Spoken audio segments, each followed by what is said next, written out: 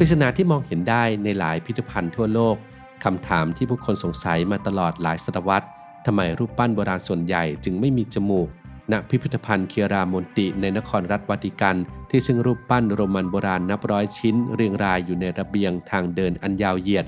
ทั้งจักรพรรดินักปราชญ์พ่อค้าทหารและขุนนางแทบทุกองค์นั้นล้วนมีร่องรอยการถูกทำลายที่เหมือนกันคือจมูกที่หายไปการที่ทุกรูปปั้นมีรอยแตกหักเหล่านี้เหมือนกันไม่น่าจะเป็นเพียงความบังเอิญหรือเวลาที่กัดกร่อนแต่ซ่อนเรื่องราวของอำนาจความเชื่อและการต่อสู้ทางการเมืองที่สะท้อนมาถึงปัจจุบันร่วมหาคำตอบไปพร้อมกันครับในตอนจมูกที่หายไปความลับที่ซ่อนอยู่ในรอยแตกหัก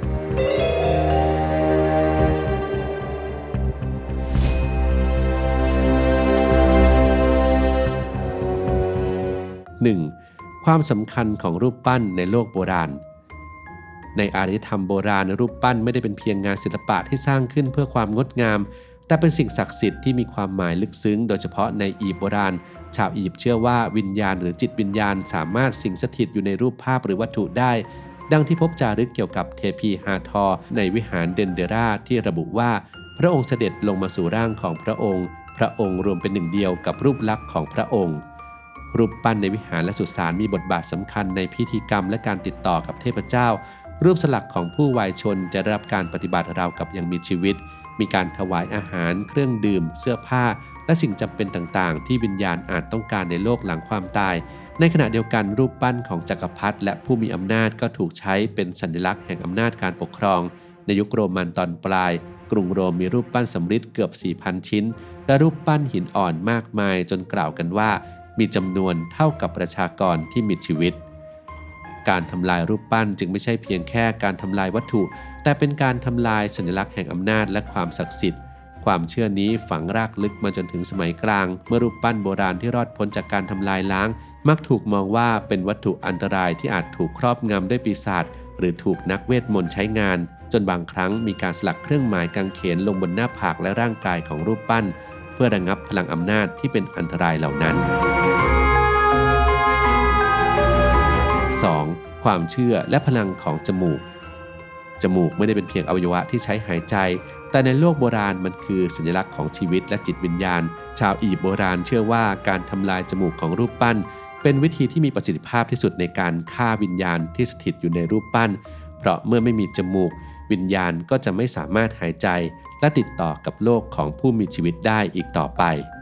ขณะที่การตัดจมูกไม่ได้จำกัดอยู่แค่ในโลกของรูปปั้นแต่ยังเป็นการลงโทษที่ใช้กับมนุษย์จริงๆในหลายอารยธรรมตั้งแต่กรีกโบราณจักรวรรดิเปอร์เซียจนถึงยุคไบแซนไทน์ที่น่าสนใจคือในอียิปต์มีเมืองที่ชื่อว่าไรโนโคลูราหรือเมืองแห่งคนไร้จมูกซึ่งเป็นที่เนรเทศของอาชญากรที่ถูกตัดจมูกเป็นการลงโทษ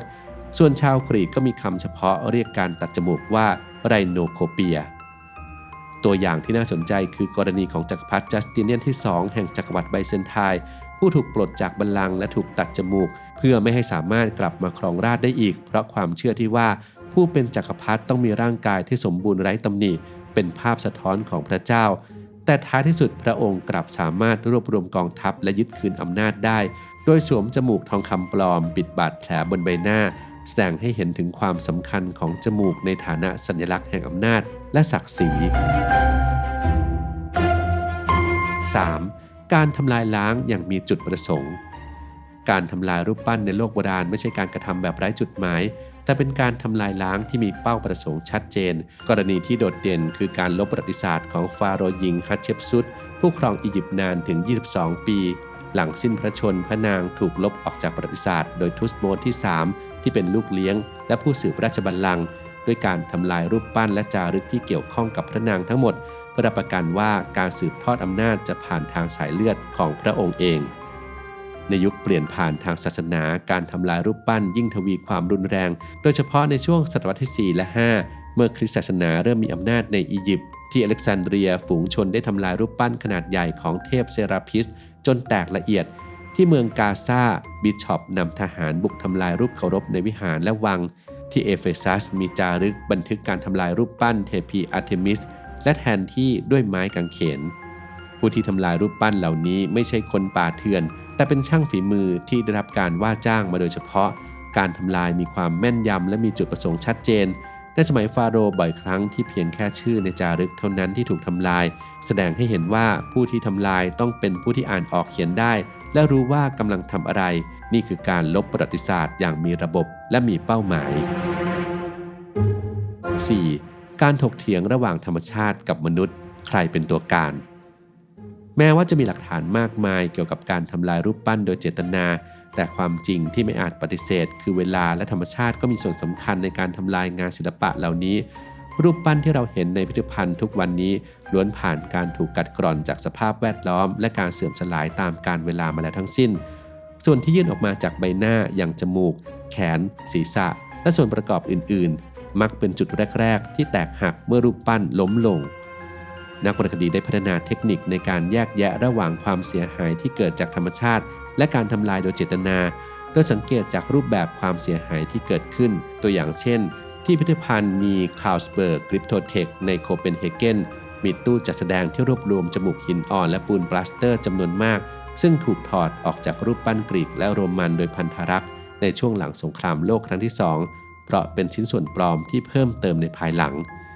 ในพื้นที่แถบเมดิเตอร์เรเนียนที่มักเกิดแผ่นดินไหวรุนแรงแรงสั่นสะเทือนได้ทำให้รูปปั้นล้มลงมาตั้งแต่สมัยโบราณอย่างเช่นรูปปั้นโคลอสซัสแห่งโรดส์ที่หักที่หัวเข่าเพราะแรงสั่นสะเทือนเมื่อรูปปั้นล้มไม่ว่าจะด้วยเหตุใด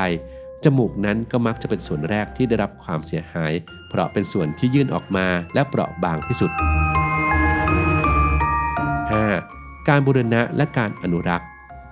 การบูรณะรูปปั้นโบราณมีประวัติศาสตร์ที่น่าสนใจตั้งแต่ยุคฟื้นฟูศิลปะวิทยาการจนถึงศตวรรษที่ 19 การซ่อมแซมจมูกและแขนขาที่หักหายของรูปปั้นโบราณเป็นเรื่องปกติศิลปินชื่อดังอย่างเซลินีและแบรนินีมีรายได้ส่วนหนึ่งจากการบูรณะชิ้นงานโบราณบางครั้งถึงขั้นสร้างผลงานชิ้นใหม่ขึ้นจากเศษชิ้นส่วนโบราณหากเดินชมในพิพิธภัณฑ์เครามอนติเราจะสังเกตเห็นรอยต่อบางๆบนจมูกของรูปปั้นมากมายที่บ่งบอกว่าเป็นชิ้นส่วนที่ถูกเพิ่มเติมในภายหลังแต่แนวคิดเรื่องการบูรณะได้เปลี่ยนไปในยุคปัจจุบันเกิดความขัดแย้งระหว่างแนวคิดเรื่องความเป็นของแท้และความสมบูรณ์ของชิ้นงานในปี 1981 พิพิธภัณฑ์นีคลาวสเบิร์กกริปโตเทคได้รณรงค์ถอดการบูรณะโดยถอดชิ้นส่วนจมูกปลอมออกจากรูปปั้นในคอลเลกชันเพื่อให้งานมีความเป็นของแท้ดั้งเดิมมากขึ้นปัจจุบันนักอนุรักษ์มีแนวทางที่ระมัดระวังมากขึ้นในการบูรณะโบราณวัตถุพวกเขาต้องชั่งน้ำหนักระหว่างการรักษาสภาพดั้งเดิมกับการป้องกันความเสียหายที่อาจเกิดขึ้นในอนาคตโดยการบูรณะใดๆนั้นจะต้องสามารถแยกแยะได้จากชิ้นส่วนดั้งเดิมและต้องสามารถย้อนกลับได้หากมีความจำเป็นนี่คือความพยายามในการรักษาความสมดุลระหว่างการอนุรักษ์มรดกทางวัฒนธรรมและการรักษาความสมบูรณ์ทางประวัติศาสตร์ 6. บทเรียนสำหรับปัจจุบันการทำลายรูปปั้นไม่ได้จบลงในอดีตแต่ยังคงดำเนินต่อมาจนถึงปัจจุบันในช่วงไม่กี่ปีที่ผ่านมาเราได้เห็นการโค่นอนุสาวรีย์เกิดขึ้นทั่วโลกที่มาร์ตินิกผู้ประท้วงโค่นรูปปั้นของวิกเตอร์โชเชอร์นักต่อต้านการค้าทาสเพราะเขาเป็นผู้ออกกฎหมายชดเชยให้กับเจ้าของทาสที่บริสตอลรูปปั้นของเอ็ดเวิร์ดคอสตันพ่อค้าทาสถูกโยนลงท่าเรือและที่แอนเวิร์ปอนุสาวรีย์ของกษัตริย์เลโอโปลด์ที่ 2ผู้ปล้นสะดมคองโกถูกเคลื่อนย้ายไปไว้ในพิพิธภัณฑ์หลังจากถูกทำลายการทำลายอนุสาวรีย์ในปัจจุบันสะท้อนให้เห็นว่าประวัติศาสตร์ไม่ใช่เรื่องราวที่ตายตัวแต่เป็นการต่อสู้ระหว่างมุมมองที่แตกต่างการสร้างภาพลักษณ์ในพื้นที่สาธารณะนั้นสะท้อนถึงผู้ที่มีอำนาจในการเล่าเรื่องราวว่าอะไรเกิดขึ้นและอะไรควรจดจำเหมือนกับที่ผู้มีอำนาจในอดีตพยายามลบประวัติศาสตร์ผ่านการทำลายรูปปั้นปัจจุบันเรากำลังเห็นการเขียนประวัติศาสตร์ใหม่ผ่านการจัดการกับอนุสาวรีย์เหล่านี้เราอาจเรียนรู้จากฟาโรห์และจักรพรรดิได้ว่าวิธีที่เราเลือกเขียนเรื่องราวของชาติใหม่อาจต้องใช้การทำลายสัญลักษณ์บางอย่างแต่สิ่งสำคัญคือต้องเข้าใจว่าการกระทำเหล่านี้ไม่ได้เป็นเพียงการทำลายวัตถุแต่เป็นส่วนหนึ่งของกระบวนการเปลี่ยนผ่านจากยุคสมัยหนึ่งไปสู่อีกยุคสมัยหนึ่งจมูกที่หายไปจากรูปปั้นโบราณไม่ได้เป็นเพียงร่องรอยของเวลาที่ผ่านไปแต่เป็นบันทึกที่มีชีวิตของประวัติศาสตร์มนุษยชาติรูปปั้นที่ถูกทำลายเหล่านี้เป็นพยานถึงการเปลี่ยนแปลงของอารยธรรมจากยุคฟาโรห์สู่ยุคคริสตศาสนารอยแตกหักบนใบหน้าของรูปปั้นโบราณเป็นเครื่องเตือนใจครับว่าประวัติศาสตร์ไม่ใช่เรื่องราวที่ตายตัว แต่ว่าเป็นการต่อสู้ระหว่างการจดจำและการลืมเลือนที่ไม่มีวันจบสิ้น